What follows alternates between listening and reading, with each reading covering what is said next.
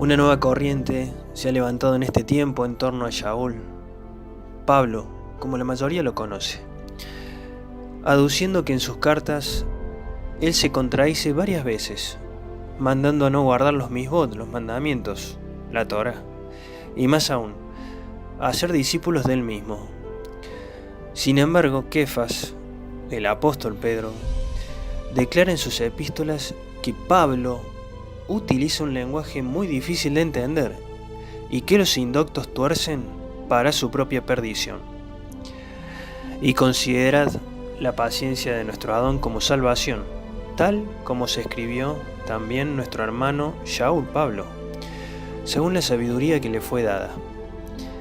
Asimismo, en todas sus cartas, hablen ellas de esto, en las cuales hay algunas cosas difíciles de entender, pero que los ignorantes e inestables tuercen, como también tuercen el resto de las escrituras para su propia perdición.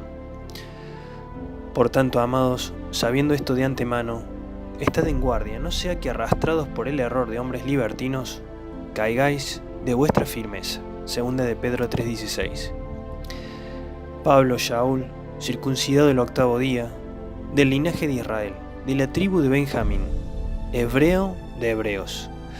En cuanto a la ley, fariseo; en cuanto al celo, perseguidor de la asamblea; en cuanto a la justicia de la ley, irreprensible.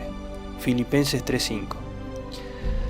Sin embargo, Pablo, un guardador de la Torá y alguien que conocía como nadie la Torá, había hallado una justicia mayor, la que proviene de la emuná verdadera, y había entendido que por medio de la obediencia de un justo por los injustos, nuevamente el Eterno había derribado la pared intermedia que separaba a dos pueblos para volverlos a unir como una sola nación: Efraín, el pueblo gentil, y Judá.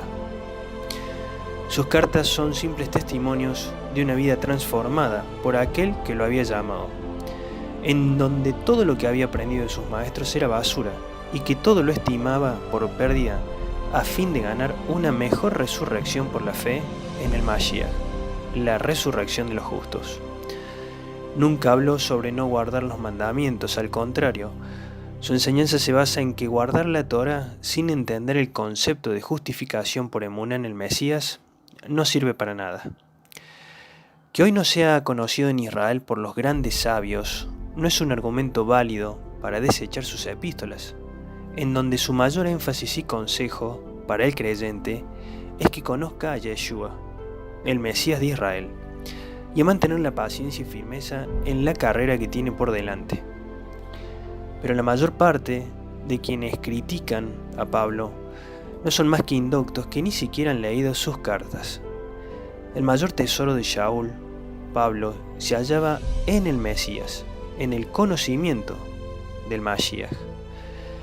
Existe un pecado imperdonable: blasfemar en torno al Ruach HaKodesh, o Espíritu Santo, y dudar de la inspiración de estas epístolas nos puede llevar a un camino de orgullo, celo y perdición. Pablo solo fue un hombre que, al igual que cada uno de nosotros, dio testimonio en sus cartas de lo que Yeshua, el Mesías de Israel, había hecho con su vida. No estás obligada a leer las cartas de este apóstol, pero sí debes tener cuidado de no blasfemar contra el Ruach del Eterno.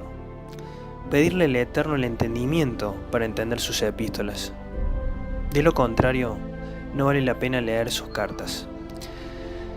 Pablo había entendido, y le había sido revelado por el Eterno, que Efraín, la casa de Israel, estaba en las naciones gentiles, y que tenía una nueva oportunidad de ser pueblo del Eterno por medio del sacrificio de Yeshua, la piedra de tropiezo. Fue quien mejor entendió el concepto de ley y gracia, y que ninguna de las dos estaba abolida, sino vigentes. Él prefirió ser un apóstata del error a permanecer en el error. Que podamos tener en este tiempo la valentía y sabiduría de este apóstol. Y a decir verdad, incluso estimo todo como pérdida por la excelencia del conocimiento de Yeshua HaMashiach mi Adón. Por su amor lo he perdido todo, y lo veo como basura para ganar a Mashiach. Filipenses 3:8.